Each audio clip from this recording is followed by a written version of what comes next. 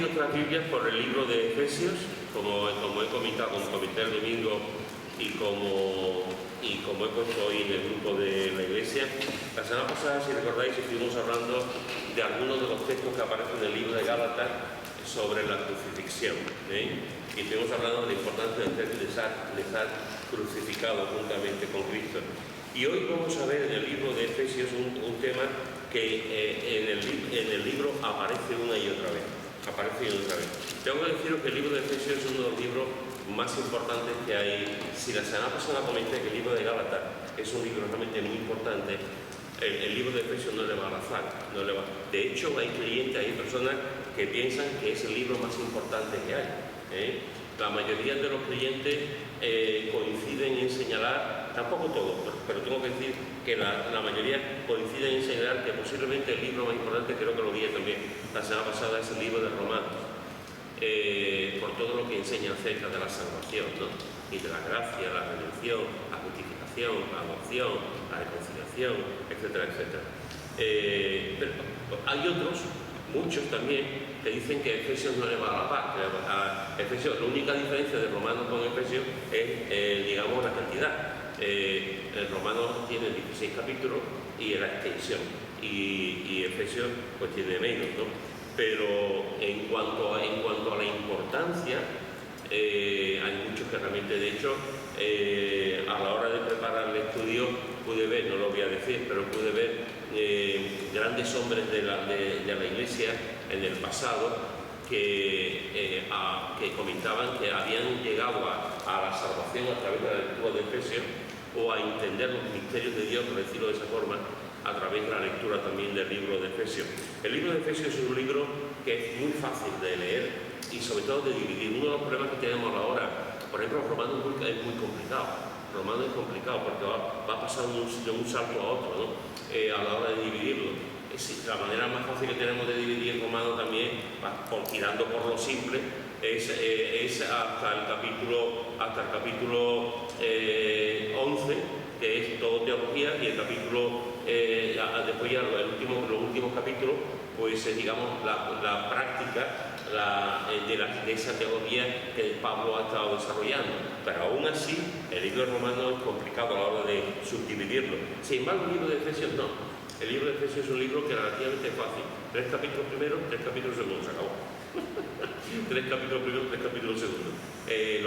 Los primeros 3 capítulos tienen que ver con la doctrina, una doctrina muy importante, y los otros 3 capítulos restantes es la aplicación de esa doctrina, ¿no?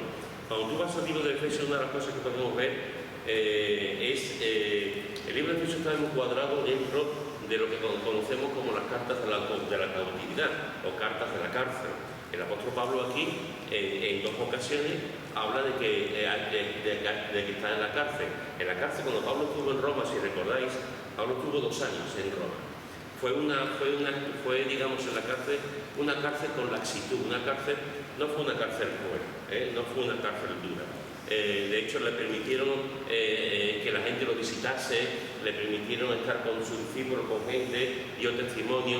De hecho, hay algunos que piensan que cuando hablan en Filipenses de la guardia de César, algunos de los soldados que lo custodiaban en esos 2 años se convirtieron a Cristo, viéndole continuamente hablar, recibir las visitas, y también en esos años tuvo ocasión de escribir. Y lo que se conoce como las cartas de la cautividad fueron escritos en esos 2 años en Roma, que es este libro, Efesios, Colosenses, Filipenses y Filemón. Son las cartas que se conocen como cartas de la cárcel o cartas de la cautividad que escribió Pablo. Cuando tú vas al libro de Efesios, una de las cosas que tú ves claramente es que aquí Efesios, Pablo va un pasito más adelante. Y Pablo habla de un misterio que el Señor le ha regalado a él, un misterio que el Señor le ha dado a él. Un misterio que, si lo podéis tranquilamente en casa, lo podéis leer, un misterio que es cuando él conoce a Cristo en el camino de Damasco. Después, como sabéis, estuvo durante un tiempo solo en el desierto de Arabia. Eso lo podemos ver también en el libro de Gálatas. En ese tiempo en el desierto de Arabia, solo el Señor tocó su mente y su teología, su conocimiento, y el Señor le reveló ciertas cosas. Una de las cosas que la reveló fue el misterio de la Iglesia, la importancia de la Iglesia. Y dentro de lo que es el tema de la Iglesia, el Señor reveló también que los gentiles también se iban a convertir, que los gentiles iban a conocer a Cristo. De hecho, el libro de Efesios es un libro que nos habla de cómo los gentiles y los judíos ya no son tal, ya no hay esa división, sino que somos uno en Cristo. Somos uno en Cristo y tenemos una misma entrada al Padre, porque ya Él abolió esa pared que nos separaba a los judíos y a los gentiles. Y él, Pablo, recibe esa revelación y lo escribe. Y Efesios también es un libro donde Pablo va también dar un pasito más adelante y nos habla no de la guerra espiritual, porque él ya habla en otras cartas de la guerra espiritual, pero aquí va un paso más adelante y nos habla de que en esa guerra espiritual tenemos que ponernos la armadura. La armadura es la única epístola, la única carta en la que se nos habla de esto. En otras cartas, de hecho Pablo habla mucho también acerca del diablo, pero es el único sitio donde se nos habla de cómo tenemos que estar preparados ante los ataques diabólicos, etc., ¿no? Así que por muchas razones, yo solamente he mencionado algunas, por muchas razones el libro de Efesios es muy importante y para nosotros como creyentes es fundamental, porque gran parte de lo que ocurrió con la reforma protestante tiene que venir con este libro, no solamente con el libro de Romanos. Cuando Lutero estaba enseñando el libro de Romanos en la universidad, Lutero cambió por completo su teología. Pasó de ser un monje agustino preocupado por su salvación, viviendo de una forma dramática su vida porque no tenía la seguridad de la salvación y sabía dónde iba a ir, etc. Y cuando él está impartiendo el curso de Romanos, pues él se dio cuenta que la justificación era por la fe, esa gran doctrina que la Iglesia Católica había apartado durante siglos, ¿no? Pero es que el libro de Efesios lo confirmó más. El libro de Efesios nos habla, nos enseña cómo por gracia somos salvos y no es por obra, ¿no? Entonces, en este sentido, para nosotros los cristianos evangélicos también es un ancla muy firme a nuestra fe, ¿no? Y de cómo el Señor volvió no a hacerlo porque ya estaba, sino cómo se volvió a redescubrir la doctrina de la salvación por la fe y no por la obra o por méritos propios, etc., ¿no? Así que para nosotros el libro de Efesios es un libro realmente importantísimo. Y una de las cosas que vemos en el libro de Efesios, prácticamente en todos los capítulos, es la obra del Espíritu Santo. La Biblia nos habla muchísimo acerca del Espíritu Santo. De hecho, si te vas a la Biblia, en el segundo versículo del capítulo 1 ya nos habla del Espíritu Santo. Ya nos habla de cómo el Espíritu Santo se movía sobre la faz de las aguas. Y vemos el protagonismo que tenía, igual que en la Trinidad, o Dios Padre y Dios Hijo, el protagonismo que tenía en la creación, ¿no? Pero es que si te vas a Apocalipsis, el último libro de la Biblia, te verás también que en el último capítulo también nos habla del Espíritu Santo, ¿no? Por lo tanto, desde Génesis hasta Apocalipsis, toda la Biblia nos habla del Espíritu Santo. Y hay un libro maravilloso, como es el libro de Efesios, que nos habla de esa doctrina preciosa del Espíritu Santo, una doctrina que con el paso, con los años, en los siglos, ha sido, digamos, de una manera ha sido descuidada durante muchos siglos. La doctrina del Espíritu Santo ha sido descuidada, hay que decirlo, descuidada. En las iglesias muchas veces se predicaba acerca de Cristo y acerca de Dios Padre. De hecho, hubo muchos años que se predicaba sobre Dios Padre, incluso descuidando la cristología, incluso descuidando a Cristo, ¿no? Entonces, gran parte del cristianismo olvidaba realmente lo que era, quién era el Espíritu Santo, y muchas veces lo que se hablaba del Espíritu Santo era como si fuese un poder, y a mí me sorprende muchas veces como nosotros mismos hablamos del Espíritu Santo y no somos conscientes de que es Dios, de que es una persona que tiene emociones, que guía, que tiene voluntad como una persona, y hablamos solamente desde, como dicen los testigos de Jehová, la fuerza activa, ¿no? De la fuerza activa de Dios, cuando realmente Dios, el Espíritu Santo es Dios. A finales del siglo XIX, principios del siglo XX, hubo una renovación, ya lo he vivido antes también, hubo una renovación en cuanto a la doctrina del Espíritu Santo, y una pequeña iglesia, quiero recordar, la calle Azusa, no me acuerdo de qué estado era, de California, no me acuerdo, una pequeña iglesia de negros. Ahí empezó un movimiento que cambió el mundo, cambió el mundo, como fue la manifestación del Espíritu Santo. A partir de ese momento, una iglesia pequeña, la gente empezó a hablar en lengua, hubo manifestaciones, la gente se convertía, hubo milagros, empezó a pasar por otros sitios, por otros lugares, hasta el día de hoy. Entonces, a veces cuando a mí me preguntan, ¿las denominaciones son malas? Yo digo, las denominaciones son malas en la medida en que nos pueden separar de otros hermanos, pero no son malas per se, no son malas porque sean malas. Normalmente las denominaciones han surgido porque la Iglesia se ha despistado, por decirlo en palabras suaves. La Iglesia se ha despistado y se ha ido a un extremo. Cuando surgió el movimiento de santidad en Inglaterra, con los hermanos Wesley, con otros pastores, surgió el movimiento de santidad porque la Iglesia era muy carnal. Y la Iglesia estaba viendo muy carnal. Y la Iglesia era una iglesia, la Iglesia oficial, la Iglesia anglicana, la Iglesia luterana, la Iglesia anglicana, la Iglesia calvinista, las iglesias unidas al Estado. Hay muchas iglesias, como aquí la Iglesia Católica está unida al Estado, pues hay muchísimas iglesias, Alemania, Dinamarca, Suecia, Holanda, etcétera, unidas al Estado, en este caso. Y lo que había era mucha carnalidad. Y cuando surge este movimiento, surge el movimiento de la santidad, es decir, volver a la santidad, volver a la santidad. Volver a la santidad que en la Biblia encontramos. Y durante mucho tiempo se hizo énfasis en la santidad. Por eso digo que muchas veces, hermano, cuando surgen los movimientos, Dios sabe lo que hace. Dios sabe lo que hace. Y hay momentos en que cuando la Iglesia luterana, por poner otro ejemplo, cuando la Iglesia luterana surge, hay una necesidad de volver a la pureza del Evangelio. Cuando Lutero surge, cuando el Calvino surge, cuando Juan Hus surge, cuando todos estos líderes surgen, había una necesidad de volver a la Biblia, porque la Iglesia se había despistado por completo. Pero ¿qué ocurrió con Lutero? Con Lutero el Señor lo usó mucho, pero al cabo de 100 años, al cabo de un siglo, otra vez la Iglesia luterana se convirtió en una religión, se convirtió en como la Iglesia Católica. Y Dios manda cada cierto tiempo, Dios manda a personas para renovar, cambiar ciertos aspectos que no van bien, para dar vida a su iglesia. Y en este caso, cuando durante mucho tiempo la doctrina del Espíritu Santo estaba completamente descuidada y surge este movimiento pentecostal carismático que le vuelve a dar protagonismo, que nunca tuvo que dejarlo, porque la Biblia habla mucho acerca del Espíritu Santo, vuelve a darle protagonismo a la persona maravillosa del Espíritu Santo.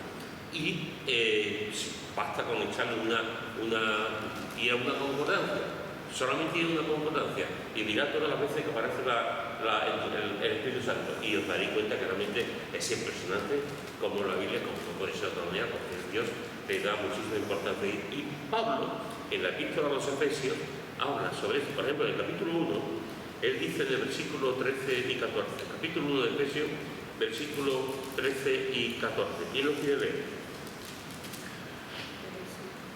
Capítulo 1, versículo 13 y 14. En él también vosotros, habiendo oído la palabra de verdad, el evangelio de vuestra salvación, y habiendo creído en él, fuisteis sellados con el Espíritu Santo de la promesa, que es la arra de nuestra herencia, hasta la redención de la posesión adquirida para el avance de su gloria. Muy bien. Fijaros que aquí el apóstol Pablo está diciendo algunas cosas muy importantes antes de hablar del Espíritu Santo. Está diciendo realmente qué es la conversión, cosa que siempre es importante recalcar. Fijaros que el apóstol Pablo dice, en él también, Cristo, pues también vosotros habiendo oído la palabra de verdad, el evangelio de vuestra salvación, y habiendo creído, habiendo oído y habiendo creído. Y esto, hermanos, es el ABC del evangelio, habiendo oído y habiendo creído. Si tú vas a la Escritura, continuamente vemos siempre este mismo orden: escuchar el Evangelio y creer el Evangelio. Yo me convertí porque escuché el Evangelio, igual que tú. Nadie se ha convertido si no ha escuchado el Evangelio, de una manera o de otra, sea a través de una predicación, a través de una lectura, a través del propio texto bíblico, a través de una visión, a través de mil cosas, pero siempre es escuchar el Evangelio, la buena noticia de salvación, y como consecuencia de escuchar, pues viene la fe. Y este orden es importante, hermano. Este orden es muy importante, tremendamente importante. Porque la Biblia lo dice mucho, ¿no? Pero solamente os voy a leer un texto que dice en el capítulo 10 de Romanos, versículo 17. Así que la fe es por el oír, y el oír por la palabra de Dios. Así que la fe es por el oír, y el oír por la palabra de Dios. ¿Por qué hace falta predicar la palabra? ¿Por qué hay misioneros que van por el mundo predicando la palabra? ¿Por qué en las iglesias evangélicas cada domingo o durante la semana se predica la palabra? ¿Por qué se reparte la Biblia? Porque tenemos que escuchar la palabra para darnos cuenta de la condición de la que estamos. Entonces, el apóstol Pablo recalca claramente, habiendo oído la palabra de verdad. Esto es importante, la palabra de verdad, porque después a veces decimos cosas, pero habiendo oído el Evangelio, la palabra de verdad, y habiendo creído. Esto es la base, esto es lo importante. Nuestras vidas no van a cambiar si realmente no hemos oído el Evangelio y no lo hemos querido. No se puede hacer otro orden, no hay otro orden, no hay otra manera, en el plan bíblico, no hay otra manera. Es primero el anuncio del Evangelio. El apóstol Pedro, cuando predica en el capítulo 2 del libro de los Hechos, una de las cosas que hace precisamente es la predicación, y después una actitud por parte de la gente que se arrepintió de sus pecados. Y el apóstol Pedro, y después dice, se bautizaron, creyeron y se bautizaron porque habían creído en Cristo. Cuando Felipe el Evangelista el Señor lo lleva al encuentro con el eunuco, lo que hace es predicarle el Evangelio, predica Isaías 53, esta persona se escucha lo que Felipe le está anunciando, se convierte y se bautiza. Siempre es igual. Primero escuchamos el Evangelio y después, a consecuencia de la obra del Evangelio, en realidad la obra del Espíritu Santo en nuestra vida, nos convertimos. Ese es el objetivo. Y esto Pablo lo recalca aquí. Habiendo oído la palabra de verdad, el Evangelio de nuestra salvación. Él conoce a los efesios, él ha estado allí, él ha comenzado la obra allí, y sabe de lo que está hablando. Y después fíjate que dice, y habiendo creído en él, fuisteis sellados con el Espíritu Santo de la promesa, que es las arras de nuestra herencia hasta la redención de la posesión adquirida para la alabanza de su gloria. ¿Esto qué significa, hermanos? ¿Qué significa que hemos creído y entonces estamos sellados con el Espíritu Santo y tenemos las arras de nuestra herencia? ¿Qué significa el sello y las arras en el Espíritu del Espíritu?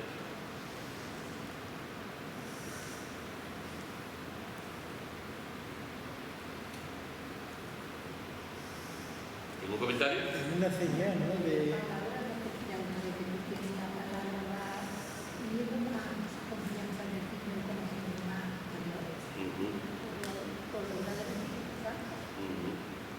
El Espíritu Santo es la paga inicial que tenemos antes de lo que vamos a, por decirlo así, cobrar al final de esto, que es la salvación y estar con el Señor.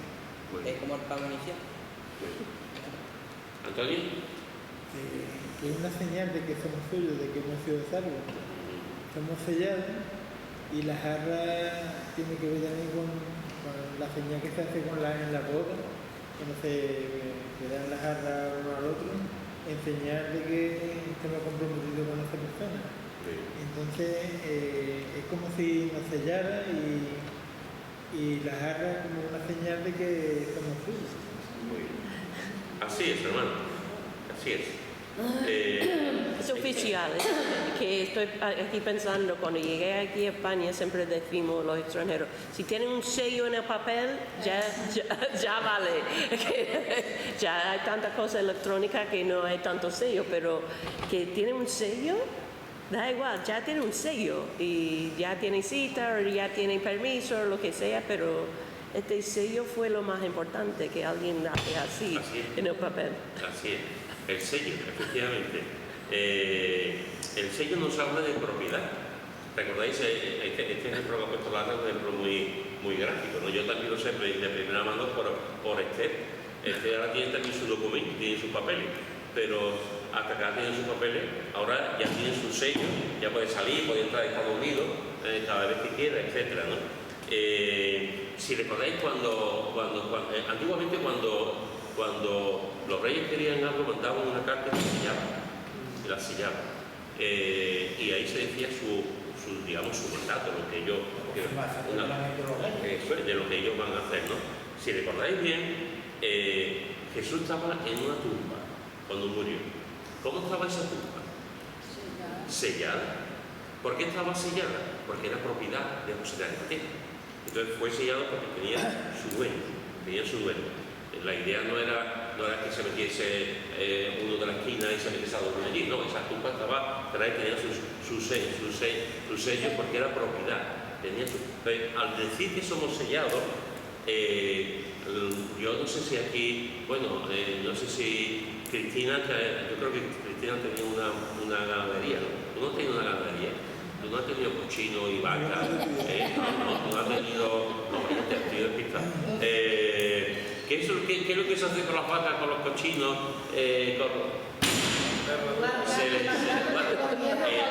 Se les sella, marcado. Tiene un sello y tú ves que ese animal es propiedad de ese ganadero. Entonces, somos propiedad porque tenemos el sello. El sello no es otra cosa que la propia realidad del Espíritu Santo.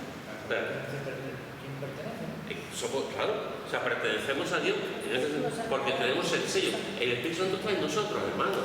En el momento en que nos convertimos, en el momento en que nos creímos en Cristo, no hace falta hacer un curso bíblico, no hace falta hacer un discipulado, no hace falta saber 25.000 versículos de memoria, no hace falta hacer... En el momento en que nos convertimos, somos sellados. Esto es una cosa maravillosa. En el momento en que nos convertimos, somos sellados por el Espíritu Santo. Instantáneamente. Y lo mismo que el bautismo puede pasar un tiempo, en el momento en que nos convertimos, no. En el momento en que creemos en Cristo, se produce. Esto es, hermano, este es un tema tan bonito, tan edificante. En el momento en que nos convertimos, pasamos a ser hijos de Dios. Somos reconciliados en Cristo. Nuestros nombres están escritos en el libro de la vida. Tenemos la garantía. Y somos sellados por el Espíritu Santo. Todo en una vez. Somos sellados y tenemos, es decir, el Espíritu Santo en nuestra vida. Pero no solamente tenemos el Espíritu Santo, cosa que se repite en la Escritura, por ejemplo, en el capítulo 4 de Efesios, no vamos a entrar ahora, pero después entraremos, en el versículo 30 dice: y no conquistéis al Espíritu Santo de Dios, con el cual fuisteis sellados para el día de la redención. Y lo podemos ver en tantas otras partes. Así que cuando hemos creído, hemos sido sellados, tenemos el Espíritu. Pablo en otro momento dice que somos templo del Espíritu Santo, morada del Espíritu Santo. Y después dice, tenemos el Espíritu de la promesa, que es la santa. Esto es tan interesante, el Espíritu de la promesa. Dios no miente, nosotros sí, pero Dios no miente. Y cuando Dios dijo, os voy a mandar el Espíritu Santo, y lo hizo. Y es una promesa que está desde el Antiguo Testamento. Y Jesús lo repite en varias ocasiones: os voy a mandar el Consolador, os voy a mandar para que no os quedéis huérfanos y solos. Y lo repite por activa y por pasiva. Y en el momento en que creemos en Él, tal como estaba profetizado, tal como estaba anunciado, pues el Espíritu Santo viene a nuestras vidas, somos sellados y tenemos al Espíritu Santo, y además dice las arras. Como decía antes también, hace unos cuantos meses se casó don Daniel. Y normalmente yo recuerdo cuando estuve hablando con ellos dos, que dije: ¿queréis hacer una ceremonia completa? ¿Queréis las velas, las arras, el anillo y tal, ¿no? Él dijo, ellos dieron el anillo. Pero muchos matrimonios, muchas bodas, como recordaréis, incluso algunos de vosotros, también se usan las arras. ¿Qué es lo que son las arras? Pues la arra realmente es una garantía. Es una garantía. La arra es dinerito. Entonces, es decir, lo mío es tuyo, el tuyo es lo mío. ¿Entendéis? La unión. Esa idea de que en el matrimonio todo es... Esa idea de que el matrimonio una parte es mía y la otra es tuya, eso no es bíblico. Eso no lo inventamos nosotros. Pero la Biblia no dice nada de que una parte es tuya y la parte es mía. La Biblia nos habla de que el matrimonio todo es nuestro. Todo es nuestro. En el matrimonio no hay un tú o un yo, en el matrimonio hay un nosotros, ¿no? Pues cuando nos está hablando aquí de las arras, realmente en el griego la palabra significa más que arras, que está bien en la traducción, es garantía. Cuando tú te compras un frigorífico, ¿qué es lo que hace lo primero que te hace? La garantía. Tú dices, ¿cuánta garantía tiene? Te dice 2 años, 5 años. Cuando tú compras un aire acondicionado, que ahora viene muy bien en verano, tú preguntas, ¿cuánto es la garantía? Y dices, tanto, ¿no? El coche. Entonces, cuando hablamos de las arras, hablamos de la garantía del Espíritu Santo. Dice, hermano, estamos sellados con el Espíritu Santo, es decir, el mismo Espíritu Santo en nosotros, y tenemos la garantía de la redención, la garantía de la salvación, la herencia, como dice Pablo, de la salvación. Por lo tanto, una de las cosas que nos dice aquí el apóstol Pablo, desde el principio prácticamente de la carta, son dos cosas muy importantes, que se repite también. Mirad en 2 Corintios capítulo 1, 2 Corintios capítulo 1, versículos 21 y 22. 2 Corintios capítulo 1, versículos 21 y 22. ¿Quién lo tiene?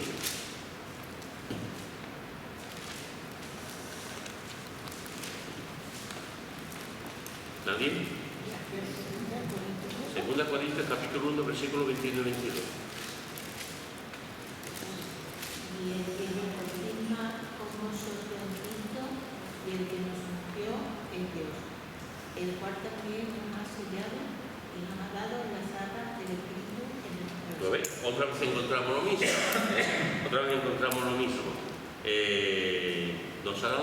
Nos hemos sido sellados y nos ha dado la garantía del Espíritu, las arras del Espíritu. Por lo tanto, hermanos, encontramos ya en esta primera parte de Efesios, encontramos dos palabras que son súper claves, súper importantes en la gran doctrina del Espíritu Santo. Somos sellados y tenemos las arras, la garantía, somos propiedad de Cristo.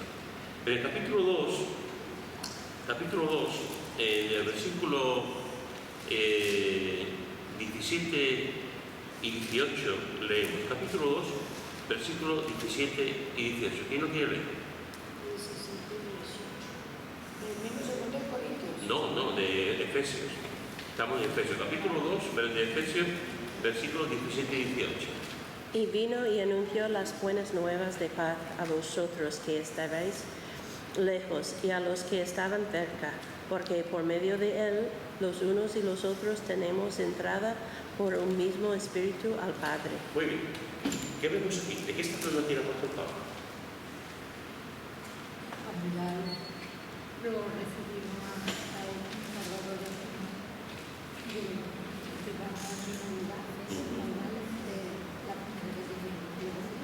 Muy bien.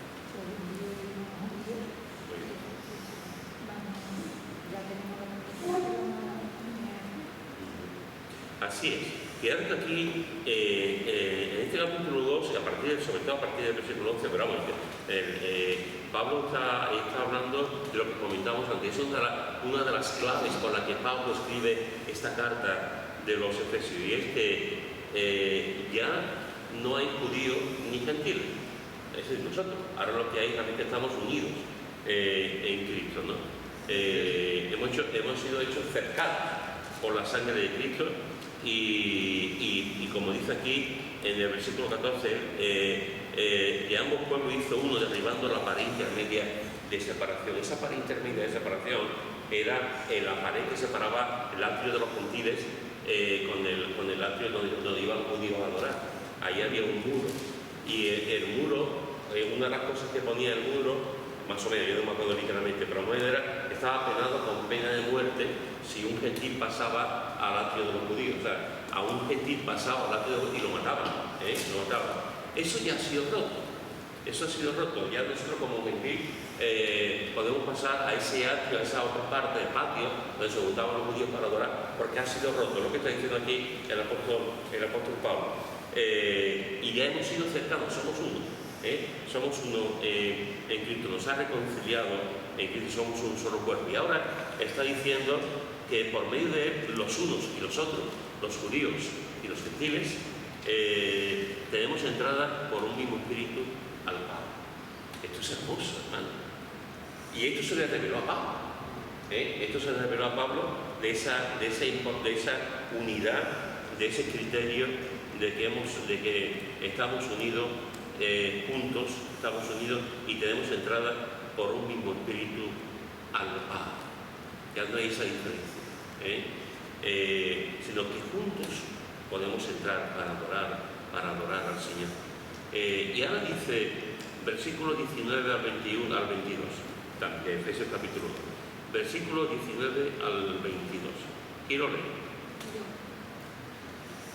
Leo la palabra en el nombre poderoso de Jesús. Dice, así que ya no sois extranjeros ni advenedizos, sino conciudadanos de los santos y miembros de la familia de Dios, edificados sobre el fundamento de los apóstoles y profetas, siendo la principal piedra del ángulo Jesucristo mismo, y en quien todo el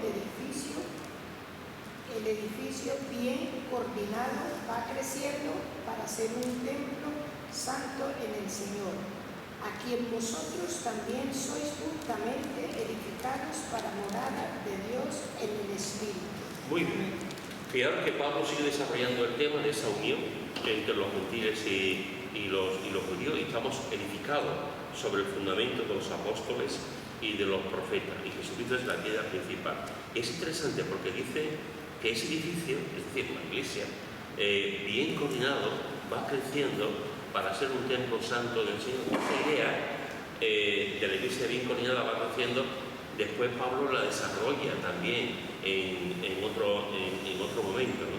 Un poquito más adelante, pero fijaros que aquí ya está hablando de ese edificio que va creciendo para ser templo, y en quien vosotros también sois juntamente edificados para morada de Dios en el Espíritu, para morada de Dios en el Espíritu. Es decir, hermano, aquí está hablando de que en la iglesia, la Biblia dice que somos morada de Dios, cada uno individualmente, tenemos el sello, somos templo del Espíritu Santo, pero no solamente somos templo individualmente, que cuando el momento en que hemos creído, sino que en la iglesia, en la unión del pueblo de Dios,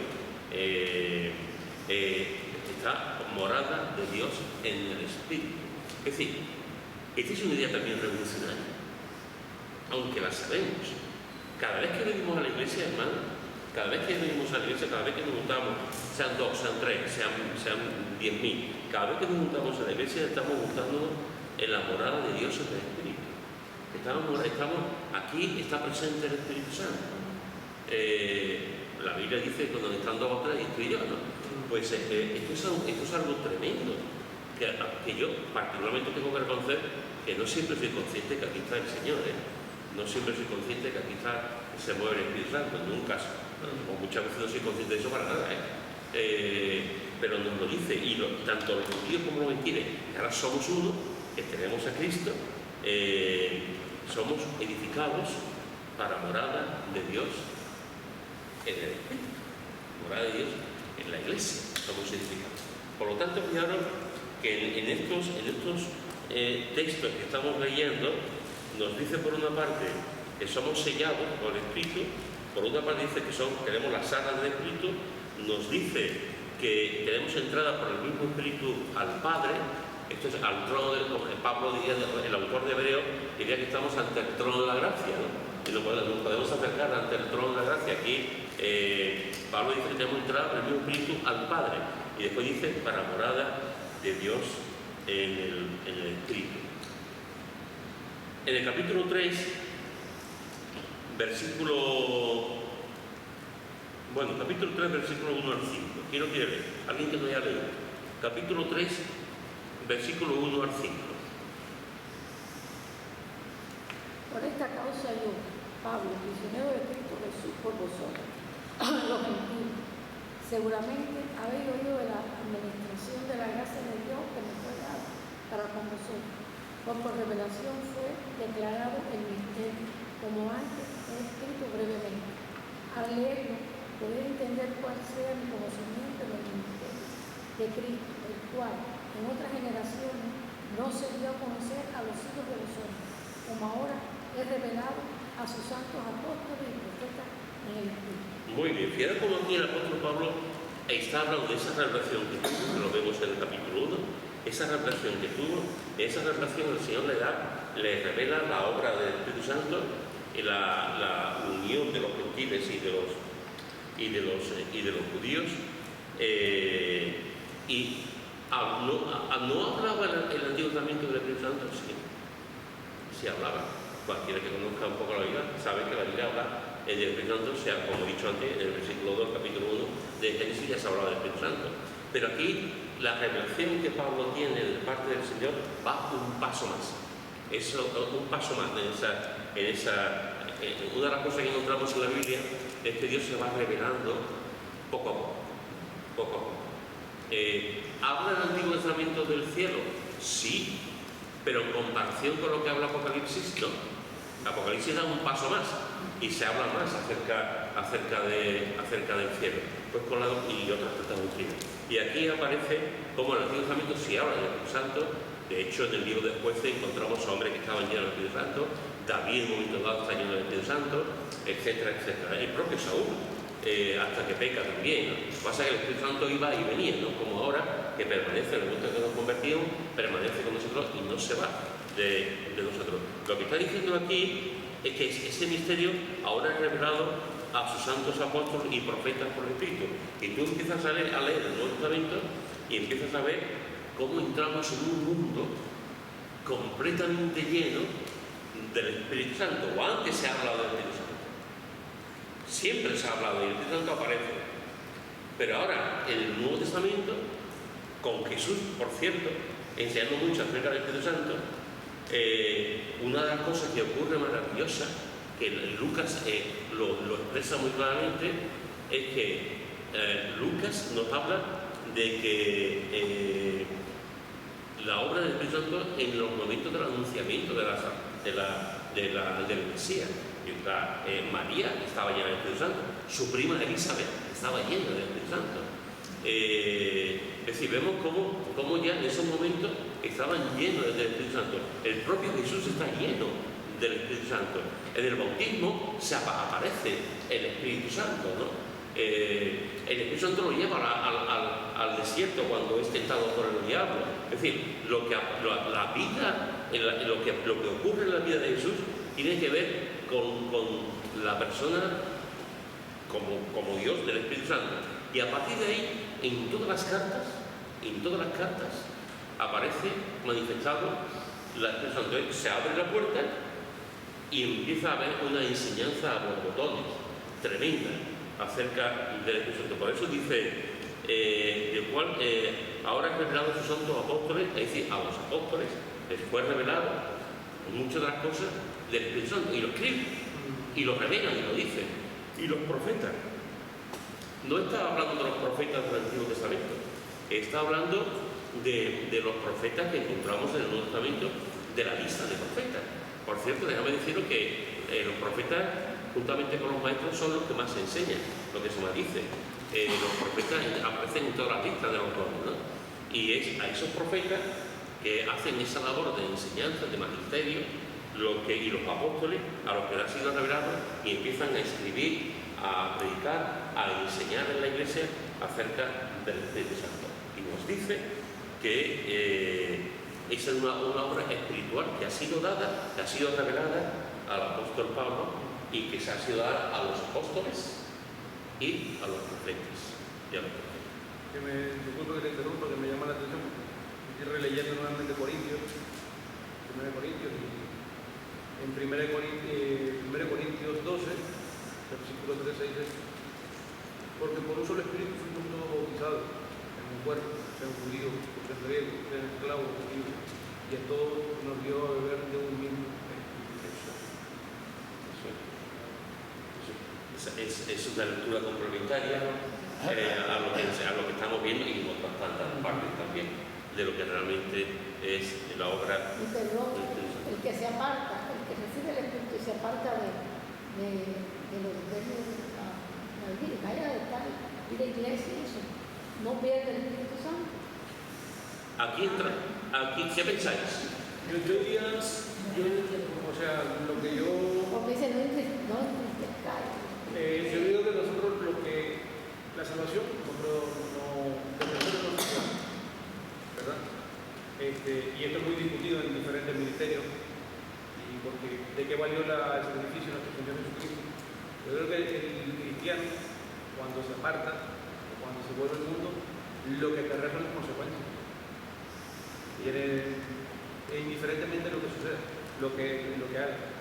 El adúltero va a tener consecuencias por el adulterio, el fornicario va a tener consecuencias por enfermedades, todo. El que se mete en mafias, en cuestiones, va a caer en la cárcel. Pero de que es hijo del Señor y está sellado por el Espíritu Santo, ahora tiene que pagar las consecuencias. O sea, La pregunta que tú dices, para mí, lo que dice también nuestro compañero, no dejemos que el Espíritu Santo se aparte de nosotros. Siempre estamos sellados con Él, sí, pero debemos tenerlo, usarlo, porque si no lo usamos, entonces estamos sin el Espíritu. Él está ahí, pero hay que usarlo, actuar para que Él no se aparte de nosotros, porque es como si hay personas que conocen al Señor, sí, y se pueden usted hablar con estas y están más muertas en el Espíritu que en el papel. Entonces, cuando uno no deja que Él se aparte, que siempre lo utilizan en muchas acciones, en muchas cosas, que el Espíritu Santo esté en ti, que more en ti, pero no deje que se aparte de ti. Y a veces lo alejamos con hechos, con muchas cosas, lo vamos Por los mismos actos que nosotros el Señor no habita en el pecado. El Señor no habita en el pecado. Permitidme decir una cosa, ¿veis este puntito? ¿Veis este puntito? Esto me intenté hacer en la mili. Cuando yo estaba en la mili con 20 años, un compañero mío quería hacerme un tatuaje. El Valencia, que llamamos el Valencia porque era de allí Valencia, estaba empeñado en hacerme a mí un tatuaje. Había mucha gente con tatuajes en la Marina cuando yo estaba. En aquella época los tatuajes eran de gente de mala vida, en las cárceles, o de los marineros que estaban de aquí para allá. Y en Valencia, estuvimos mucho tiempo juntos, él tenía aquí también estaba aquí todo quemado. Estaba todo quemado porque se había puesto el nombre de su novia y después se peleó con la novia y se lo quemó. Y a mí un día Pedro me decía Dorna o me decía Sevilla, ¿te había hecho un tatuaje? ¿Te había hecho un tatuaje? Y yo que no. Y un día ya cansado, eran las 12 de la noche, el cuartel ya estábamos allí en la sala donde dormíamos, nos fuimos al baño que no había luz y digo, venga, vamos a tatuar. Y me hizo un punto. Y yo estaba así, cogió todas sus herramientas para hacerme el tatuaje y yo estaba diciendo, me voy a arrepentir. Y cuando hizo el tatuaje, en este punto le dije, mira, déjalo porque me voy a arrepentir. Yo ya era creyente. Digo, yo sé que me voy a arrepentir de hacerme el tatuaje, pero esto nunca se ha quitado. Parece un lunar. Siempre lo tengo, parece un lunar, siempre lo tengo. Hermano, una cosa es apagar al Espíritu Santo, una cosa es entristecer al Espíritu Santo y otra cosa es quitar al Espíritu Santo. Los que somos sellados no se puede quitar el Espíritu Santo. Cuando se dice apagar es porque está allá, lo apagamos. De hecho, después habla de entristecer. Lo entristecemos, pero es que está, por eso se entristece. Y nosotros lo vemos mucho énfasis por el... Entonces, dentro de la teología, digamos aquí hay en el mundo, como tantas otras cosas, en el mundo evangélico hay básicamente dos opiniones. Una opinión es que el Espíritu Santo se puede quitar, esa es una opinión de los que creen en la pérdida de la salvación. Entonces, ahí los pentecostales, carismáticos, etcétera, todos creen en la pérdida de la salvación. Entonces, esa es una postura a respetar, y hay millones de creyentes que piensan que la salvación se puede perder y hay que respetarla. Es una postura, digamos, que se conoce como una postura arminiana por Julio Arminio, que era un teólogo holandés que defendía eso. Y después, la otra mitad del cristianismo, entre las que yo me incluyo, no creemos en la pérdida de la salvación. Yo no creo en la pérdida de la salvación. El que está sellado, está sellado. Yo tengo esto, yo tengo esto.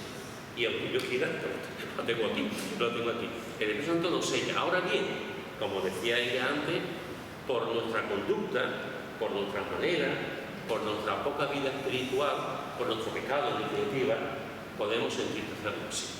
Y las consecuencias. Cuando una, y ya está muy bien esa apunte que tú has hecho, hermanos, cada vez que hay pecado hay consecuencias. Unas son más, otras son menos, unas son más graves, otras son más livianas. Pero cada vez que hay pecado, eso lo pregunten a David. David pecó y sirvió como rey, pero a partir de ese momento su familia fue un desastre. Su familia fue un desastre a partir de ese momento. Y se arrepintió y Dios aceptó y le perdonó, pero las consecuencias de su pecado fue tremendo. Entonces, cuando creemos en Cristo, el creyente no puede, porque no depende de nuestra obra, la obra es suya. Cristo es todo suficiente, no depende de mi comportamiento ni de mi actitud. Y un poquito de sentido común. Si una persona dice que es cristiana y le pega a su esposo, roba, se acuesta con todo el mundo, tú me podrás decir que tú eres cristiano, pero el cristiano nada, vamos a tener un poquito de sentido común. Ahora, el hecho de que pequemos, hagamos, eso no significa, eso pregunta el hijo pródigo, que realmente nos quita la salvación, porque depende de él, no depende de nosotros. Por lo tanto, sí que podemos entristecer, de hecho lo dice después. Podemos entristecer, podemos apagarlo y puede ser muy malo. ¿Cuántos creyentes viven en derrota? Son cristianos, son cristianos, pero viven en derrota porque no están viviendo en la plenitud del Espíritu, porque no están viviendo de acuerdo a lo que la Biblia enseña. Por lo tanto, y la propia Biblia también lo dice, lo vimos también la semana pasada, hay cristianos carnales y son cristianos, y hay cristianos espirituales, y de nosotros depende qué tipo de cristianos queramos ser. Carnales, que venimos a la iglesia, que vivimos una vida, pero en realidad no vivimos una vida abundante, vivimos un pie aquí y un pie del mundo, esa es la realidad. O vidas espirituales.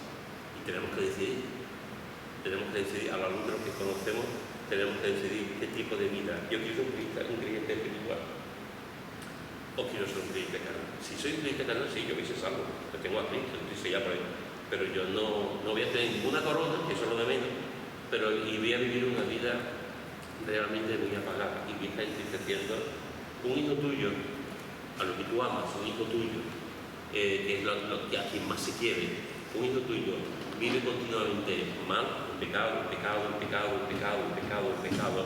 y es tu hijo y tú lo amas con locura. Y es tu hijo, y lo estás ahí, pero te entristece. Te entristece porque tú ves que tu hijo está yendo por un sendero que no es el correcto y tu alma está rota. El mejor ejemplo de compararlo con el Espíritu Santo. Eso es. Ese es el mejor ejemplo. Cuando tenemos el Espíritu Santo, cuando hacemos, el Espíritu Santo se entristece, se apaga, y porque nos ven que en vez de vivir para Él, estamos viviendo para nosotros. Y eso es algo tremendo, hermano. Por lo tanto, fijaros que una de las cosas que encontramos en cuanto a esta doctrina maravillosa del Espíritu Santo es que hemos creído en Él, cosa que estaba anunciada, y cuando hemos oído la salvación, cuando hemos oído, hemos creído, oído el Evangelio y habiendo creído. Cuando hemos creído por el oír, hemos sido sellados con el Espíritu Santo, y después también tenemos la garantía, que son las arras de Él. Y después hemos visto también en el capítulo 2, hemos visto que tenemos entrada por el mismo Espíritu, tanto gentiles como judíos, tenemos entrada por el mismo Espíritu ante el trono de Dios. Y en la iglesia de Dios podemos entrar también.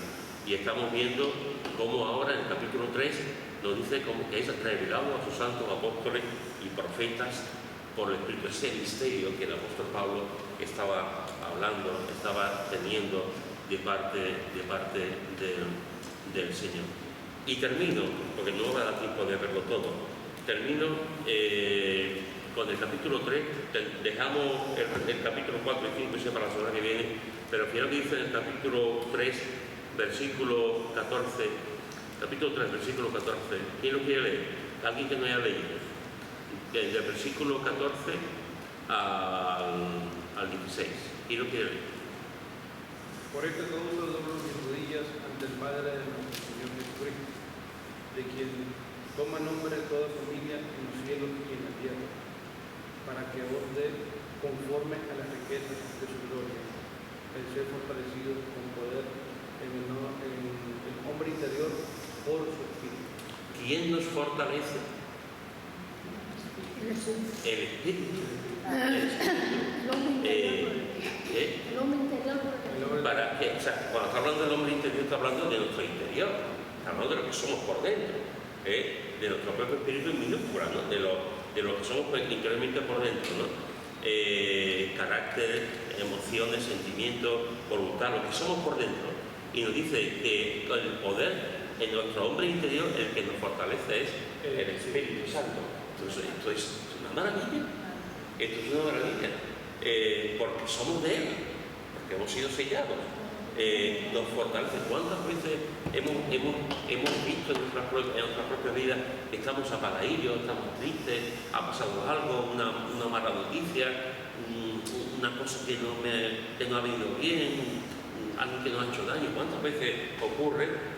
Y nos ponemos de rodillas delante del Señor y nos avivamos, nos levantamos, nos seguimos, porque el Señor es el que nos da la fortaleza. Pero aquí dice, somos fortalecidos en nuestro hombre interior por el Espíritu Santo. Y no es la primera vez que lo dice, lo dice otra ocasión también, por el Espíritu Santo. Así que, hermanos, somos fortalecidos, tú y yo, en los momentos que no queremos saber nada, en los momentos que estamos abatidos, deprimidos, hechos polvo, tenemos una cosa que es que el Espíritu Santo nos conoce, ve cómo estamos y dice, Pedro, te voy a fortalecer. Te voy a fortalecer. Y el Espíritu Santo nos fortalece, nos da ánimo, fuerza para seguir adelante, porque somos de Él. Amén. Amén. Así lo veo. ¿Algún comentario?